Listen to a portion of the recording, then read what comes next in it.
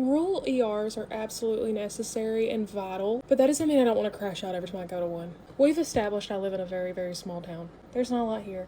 There's definitely not a functioning hospital, okay? Because I had to go yesterday on behalf of someone else. No chairs. No chairs.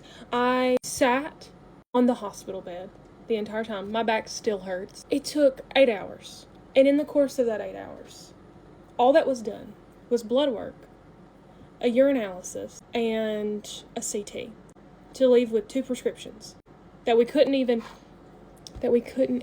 take to the pharmacy because it was 8 p.m. and we live in BFE, so there is not a pharmacy in sight at 8 p.m. on a Saturday.